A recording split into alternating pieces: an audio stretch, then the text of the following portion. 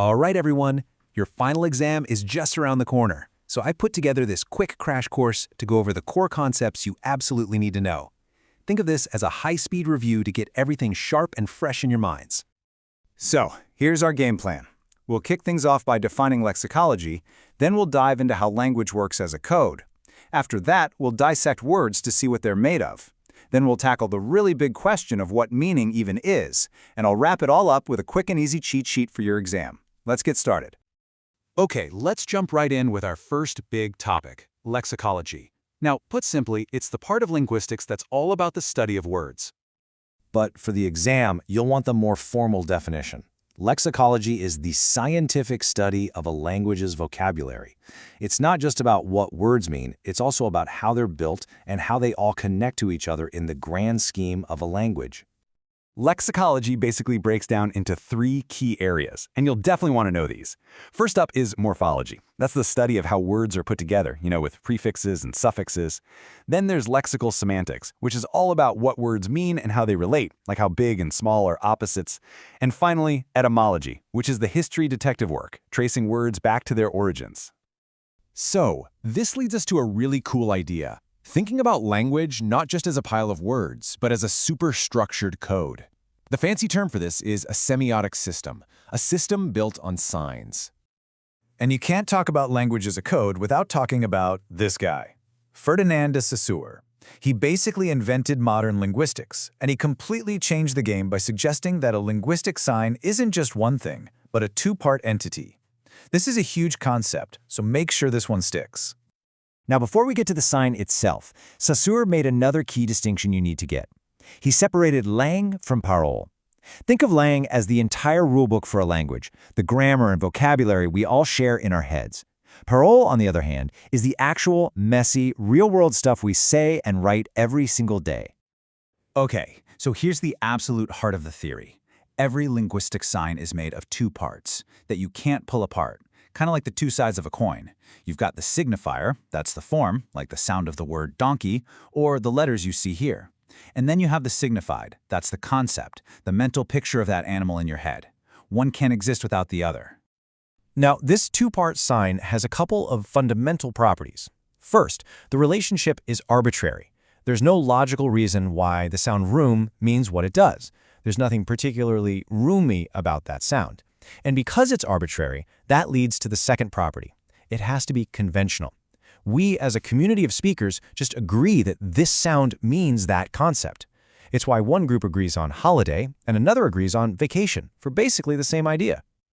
So Saussure was focused on the internal two-part structure of the sign. But another important thinker, the American philosopher Charles Sanders Peirce, looked at it from a different angle. He wanted to know, how do signs actually connect to the things they represent out in the world? And he came up with three types. First, you've got icons. These are the most straightforward. An icon physically resembles what it stands for. The classic examples in language are onomatopoeia, words like snore or bark that actually sound like the thing they're describing. Second are indexes. These are connected to their object through some kind of direct link, almost like they're pointing. Words like he or here are perfect examples. Their meaning completely depends on the context, who's speaking, where they are, and when they're speaking. They point directly to something in the situation. And third, we have symbols. With symbols, the connection is purely arbitrary and conventional. You just have to learn it. And, as you've probably figured out, this category covers the vast, vast majority of words in any language, bringing us right back to Saussure's main point. Okay, so we've got the big picture of language as a system of signs. Now, let's zoom all the way in. Let's put a word under the microscope and see what it's made of. This is where we get into morphology. So the fundamental building block of any word is the morpheme. The key here is that it's the smallest possible piece of a word that still has meaning. A morpheme like snow can stand all by itself. We call that a free morpheme. But a piece like lie is bound. It means something, but it has to be attached to another word to work. And these little morphemes fit together in a pretty orderly way. You start with a root, which carries the core meaning. Then you can add affixes, either at the beginning as a prefix or at the end as a suffix. That combination creates what we call a stem, which can then be changed even more, like by adding ed to show past tense. All this word building leads us to a more abstract idea, the lexeme. The best way to think of a lexeme is as the main entry in a dictionary. It's the core idea of a word that groups all its different forms. So the lexeme is right, but the words we actually say are things like writes, wrote, written, and writing. They all belong to that one lexeme.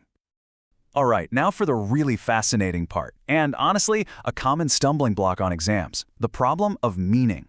We've talked about what words are made of, but how do they actually, well, mean anything? The common sense idea, what philosophers sometimes call the naming theory, is that words are just labels. We see something in the world and we slap a name on it. It seems pretty simple, especially when you think about how kids learn to talk. But is it really that easy?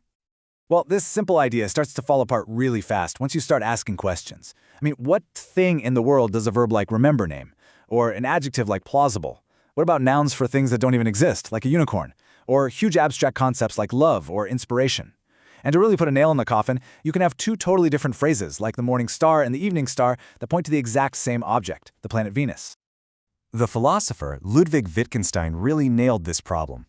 He pointed out that just pointing at something and saying its name, an ostensive definition, only works if you already know the rules of the language game. If I point at a chair and say chair, how do you know I'm not naming the color, or the wood, or the act of sitting? You have to already understand the whole concept of naming things in the first place.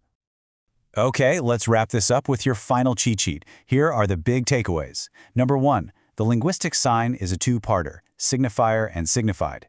2, that connection is arbitrary and conventional. 3, words are built from morphemes, those tiny units of meaning. And 4, the most important one, meaning is way more complex than just naming things. Words don't just label the world, they slice it up into categories. And that leaves us with one final, kind of mind-bending question to think about. If our language provides the very categories we use to experience everything, how can we ever know if we're seeing the world as it really is, or just as our specific language lets us see it? Something to chew on. All right, good luck with your studies, everyone. You'll do great.